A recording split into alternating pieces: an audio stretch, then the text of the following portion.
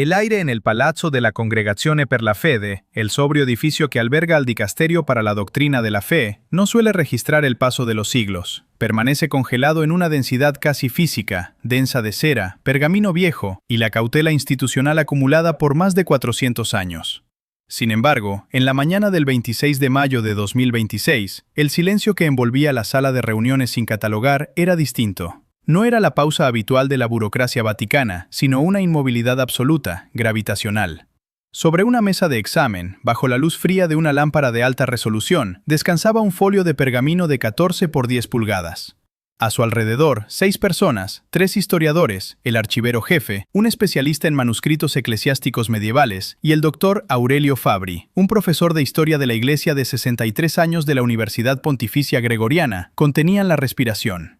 Fabri, un hombre que había dedicado 35 años de su vida al estudio riguroso y metódico de las tradiciones proféticas, sin caer jamás en el sensacionalismo academicista, acababa de traducir en voz alta un fragmento en latín del siglo XII. Y en ese preciso instante, el peso invisible de la historia pareció desplomarse sobre la estancia. El conflicto que se abría en esa mesa no era una simple disputa académica sobre la autenticidad de un texto, era una paradoja institucional destructiva. Durante más de 4 siglos, la llamada Profecía de San Malaquías, el manuscrito atribuido al arzobispo irlandés del siglo XII, Melmaodoch O'Morgair, y publicado por primera vez por el monje benedictino Arnold Wyon en 1595, había sido objeto de intensos debates. El texto original contenía exactamente 112 lemas crípticos en latín, que correspondían a cada uno de los sucesivos obispos de Roma, comenzando con Celestino II en 1143 y culminando en la figura identificada como Petrus Romanus. La narrativa oficial y la tradición crítica coincidían en que la lista terminaba allí. Francis había sido el pontífice número 112. Sin embargo, en el mundo real, el tiempo no se había detenido. El 8 de mayo de 2025, tras la muerte de Francis, Robert Francis Prevost, un fraile agustino nacido en Chicago el 14 de septiembre de 1955, con doble ciudadanía estadounidense y peruana, había sido elegido en la cuarta votación del cónclave como el Papa número 267 de la Iglesia Católica, adoptando el nombre de León XIV. La existencia misma de León XIV planteaba una fractura que la curia y los teólogos intentaban justificar desesperadamente. Si la lista de Malaquías había llegado a su fin con el pontífice anterior, ¿qué representaba exactamente el hombre que hoy ocupaba la silla de Pedro? Y fue precisamente en ese vacío conceptual donde irrumpió el descubrimiento del Dr. Fabri. Tras 8 meses de una investigación iniciada en enero de 2026, a partir de una nota a pie de página olvidada, Fabri había localizado en una colección vaticana no catalogada desde 1923, un manuscrito en escritura latina cisterciense datado entre 1140 y 1170. El pergamino no solo contenía los 112 lemas conocidos, justo después del lema 112, tras Petrus Romanus, aparecía un bloque adicional e inédito de texto. Exactamente 8 líneas en latín perfecto que jamás habían sido publicadas en la obra Lignum Vitae de 1595 ni registradas por la historiografía oficial. El catalizador oculto que amenazaba con desmantelar el frágil equilibrio de la sede apostólica residía en el contenido exacto de esas 8 líneas. Al ser traducidas minuciosamente por el Dr. Fabri ante la mirada atónita de la historiadora Chiara Baetti y el resto de los académicos, el pasaje revelaba una advertencia perturbadora. Después del último pastor nombrado en esta visión, vendrá otro que no llevará ninguno de los nombres de la lista, que cargará con el peso de la paciencia agotada del mundo, que será probado por un fuego que él no encendió, y cuya prueba determinará si la Iglesia sobrevive a su propia era. Él no es el último, él es la prueba. Estas palabras no emergían en un momento cualquiera. León XIV había cumplido exactamente 1 año, 17 días y varias horas en el solio pontificio, un periodo marcado por un estilo de gobierno inflexible y una calma casi inquietante. Desde la Domus Sanctae Martae, renunciando a trasladarse a los palacios apostólicos en una señal deliberada de austeridad, el pontífice de 70 años ya había reestructurado 2 grandes dicasterios, destituido a 4 altos cargos curiales sin escenografía pública y puesto en marcha la primera auditoría financiera integral del Vaticano en más de una década. Sus decisiones habían generado una resistencia subterránea, pero feroz. Una red informal de oposición coordinada entre obispos del medio oeste norteamericano, sectores conservadores de Polonia y Hungría, y medios de comunicación católicos tradicionales que fiscalizaban cada uno de sus nombramientos. El choque decisivo se desencadenó la mañana del 27 de mayo, apenas 24 horas después de la reunión secreta en el dicasterio. Al llegar a su despacho a las 7:40 de la mañana, el doctor Fabri recibió una nota breve y angustiosa del archivero. La colección no catalogada donde reposaba el manuscrito original había sido consultada en las últimas 48 horas por un segundo investigador. El acceso había sido tramitado por canales oficiales en nombre de una fundación privada con sede en Múnich, ligada directamente a los grupos tradicionalistas más influyentes de Europa. La fundación no buscaba una verdad académica.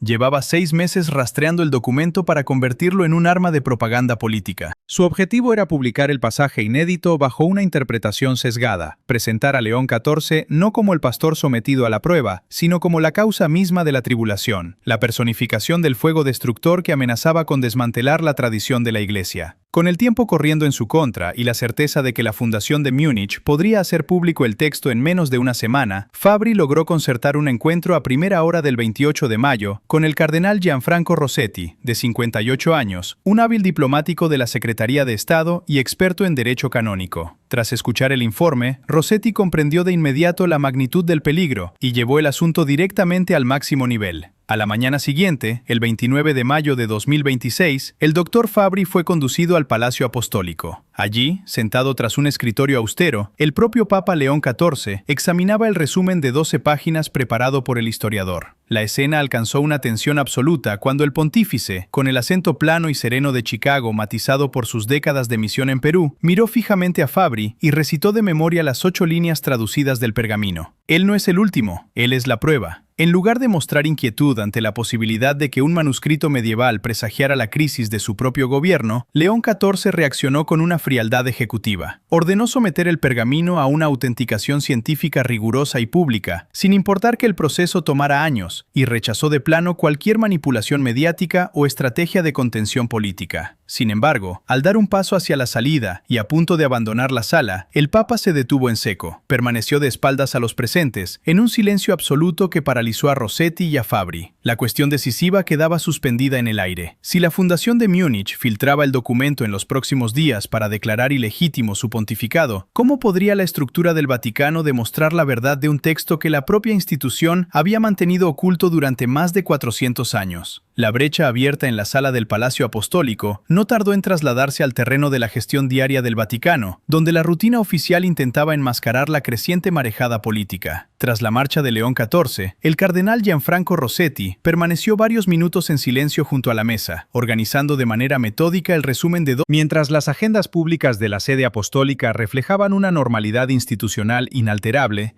los canales privados confirmaban que la Fundación Tradicionalista Alemana avanzaba a paso firme en su estrategia de rastreo. Esa misma tarde del 29 de mayo de 2026, Aurelio Fabri regresó a su despacho de la Universidad Pontificia Gregoriana. El espacio, dominado por estanterías abarrotadas de tomos sobre patrística y crónicas monásticas medievales, se convirtió en el epicentro de un aislamiento tenso. Fabri encendió su ordenador portátil y reabrió el archivo digital cifrado que contenía el historial detallado de Robert Francis Prevost. Al repasar los datos, nacido en Chicago en 1955, fraile agustino con décadas de trabajo pastoral y episcopal en el Perú, prefecto del dicasterio para los obispos desde 2023 hasta su elección papal en mayo de 2025. Fabri constató cómo la biografía real del pontífice colisionaba frontalmente con las rígidas categorías de la profecía tradicional. León XIV no era romano, no llevaba el nombre de Pedro, ni mostraba afinidad alguna con los esquemas simbólicos del lema 112. Sin embargo, era precisamente esa divergencia la que dotaba de una gravedad perturbadora a las 8 líneas adicionales del manuscrito. Fabri recordó la calma del Papa al recitar de memoria la frase central sobre la prueba y el fuego no provocado. En la postura de León XIV no había rastro de angustia apocalipticista ni de afectación dramática. Su reacción había sido la de un administrador acostumbrado a tratar con crisis humanas complejas en las zonas más desfavorecidas de Sudamérica. Pero fuera de esa estancia, la resistencia interna en la curia y en los sectores de oposición en Estados Unidos, Polonia y Hungría continuaba articulándose. Para estos grupos, cualquier elemento que pusiera en duda la legitimidad de las reformas financieras y administrativas emprendidas por el pontífice podía transformarse en el argumento definitivo para declarar su mandato como una desviación inadmisible. La fricción entre el análisis académico impecable y la urgencia política alcanzó su punto máximo cuando Fabri se reunió de nuevo de forma discreta con la doctora Chiara Baetti. En el ambiente reprimido del laboratorio de documentación, la historiadora expresó el temor que compartían los escasos académicos al tanto del hallazgo. Si la Fundación de Múnich lograba publicar una transcripción parcial del pasaje inédito antes de que se completara el peritaje oficial sobre el pergamino, el impacto mediático eclipsaría cualquier intento posterior de aclaración científica. La narrativa extremista no presentaría el texto como un enigma histórico pendiente de datación, sino como un veredicto definitivo contra el gobierno de la Iglesia. Al caer la noche sobre Roma, la iluminación sobre la cúpula de la Basílica de San Pedro proyectaba una sombra imponente sobre los transeúntes de la Vía de la Conciliazione. En la tranquilidad de la Domus Sancte Marte, ajeno al bullicio de la plaza, León XIV mantenía su ritmo de trabajo habitual, revisando expedientes y tomando decisiones que redefinían la estructura del sistema vaticano. A pesar del rigor de las órdenes dadas para verificar el manuscrito mediante los canales académicos ordinarios, el margen de maniobra se reducía a cada hora. El documento del siglo XII seguía guardado en el archivo, esperando el examen que determinaría su origen verdadero, mientras la amenaza de una filtración calculada amenazaba con desencadenar la mayor tormenta institucional del pontificado. La filtración inminente desde Múnich amenazaba con desencadenar un choque tectónico en las estructuras de poder de la sede apostólica, amenazando con transformar un asunto de erudición histórica en una abierta crisis de gobernanza. Para las redes tradicionalistas bien organizadas en Estados Unidos, Polonia y Hungría, el texto adicional no representaba un misterio de la paleografía medieval, sino la herramienta definitiva para deslegitimar el rumbo del pontificado. La estrategia de estos grupos externos, coordinada con sectores influyentes de la prensa católica conservadora, buscaba instrumentalizar el pasaje de las 8 líneas para articular una narrativa destructiva, sostener que la llegada de León XIV marcaba el inicio de la Gran Tribulación y que sus decisiones financieras y reformas curiales constituían la desintegración misma de la tradición eclesiástica. Dentro de los propios pasillos del Palacio Apostólico y la Secretaría de Estado, las líneas de resistencia interna comenzaron a presionar para frenar el impacto. Varios jerarcas y diplomáticos de la vieja guardia curial, acostumbrados a la gestión silenciosa de los escándalos, abogaban por una contención clásica: archivar nuevamente el folio sin catalogar, retirar las reproducciones fotográficas en alta resolución y desacreditar públicamente cualquier filtración calificándola de falsificación burda o especulación sensacionalista. Para la diplomacia tradicional del Vaticano, admitir la existencia de un manuscrito inédito que alteraba la profecía de Malaquías equivalía a alimentar voluntariamente el fuego de la oposición política y poner en riesgo la estabilidad institucional de la Iglesia. Sin embargo, frente al intento de las estructuras oficiales por suavizar o silenciar la situación, la postura de León XIV se mantuvo absolutamente inamovible.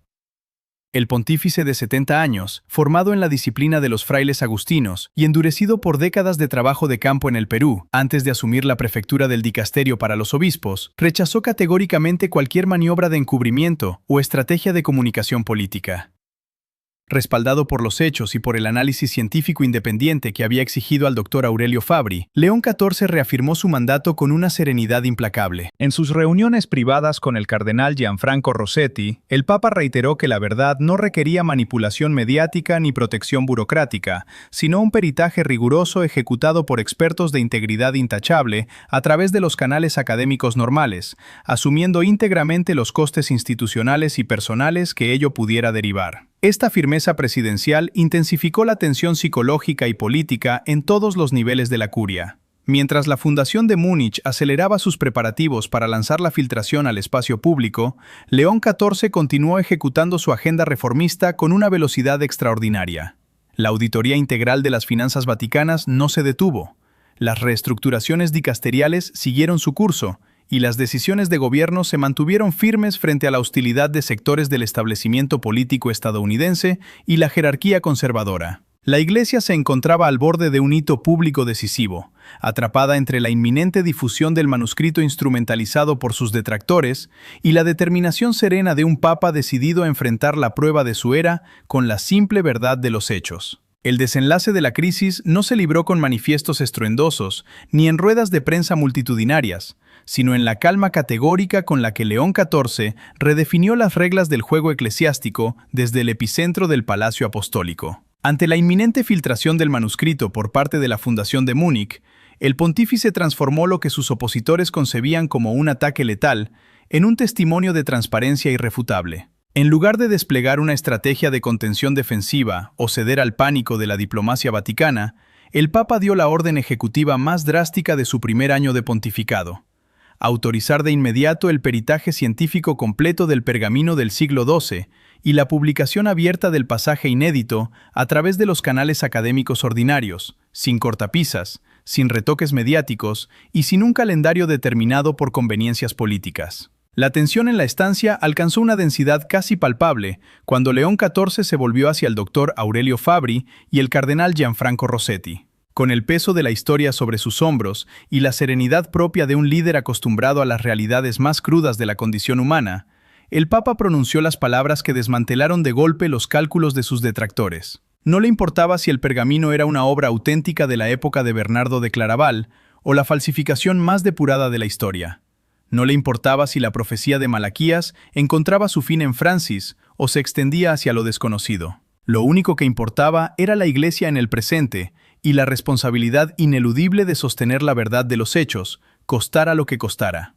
Hagan el trabajo, digan la verdad y acepten el costo. La frase resonó en el ambiente con la fuerza de un mandato definitivo. En ese instante de desnudez institucional, el silencio que siguió a sus palabras arrancó las máscaras de la burocracia vaticana. Las especulaciones sobre la legitimidad de su elección, las intrigas curiales de la oposición conservadora y las intrincadas conspiraciones gestadas entre Múnich y Estados Unidos se desvanecieron frente a la aplastante sobriedad del pontífice. El sistema, acostumbrado a parapetarse tras reglamentos rígidos, fachadas oficiales y secretos centenarios para proteger sus privilegios, quedaba expuesto en su fragilidad básica ante un hombre que entendía el ejercicio del liderazgo no como una preservación del poder, sino como un servicio dispuesto a pagar el precio de la integridad. Al abandonar la sala con un paso firme y pausado, la figura de León XIV dejó tras de sí una atmósfera cargada de solemnidad y propósito. Mientras fuera, en la plaza de San Pedro, la luz matutina comenzaba a iluminar la imponente cúpula de la basílica,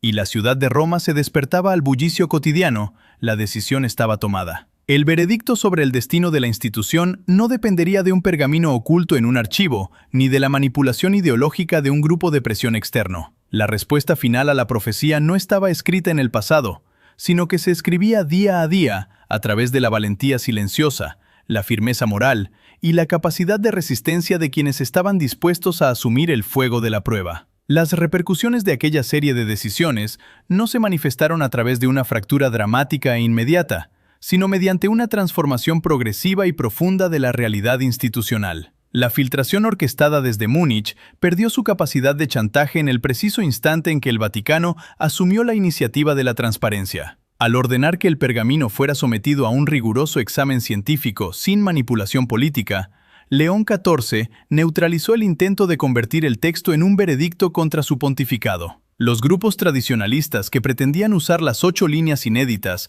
como un arma propagandística se encontraron frente a un proceso académico oficial, lento e insobornable, que despojó al documento de su carga de agitación mediática para devolverlo a su lugar natural: el campo de la investigación histórica y paleográfica. A nivel práctico y local, la cotidianeidad de los protagonistas volvió a encontrar su centro en el trabajo riguroso y la discreción. El doctor Aurelio Fabri regresó a sus aulas y a su despacho en la Universidad Pontificia Gregoriana, libre del aislamiento y la incertidumbre que lo habían acompañado desde el hallazgo de la nota a pie de página en enero de 2026. Armado con los recursos oficiales otorgados por la Santa Sede, coordinó el protocolo de verificación científica junto a especialistas internacionales, garantizando que el pergamino hallado en la colección, no catalogada desde 1923, fuera evaluado con la máxima integridad metodológica. La doctora Chiara Baetti y los demás historiadores involucrados pudieron continuar su labor de análisis sobre el latín cisterciense y la procedencia del manuscrito, sin la amenaza latente de ver su trabajo distorsionado por intereses ajenos a la verdad.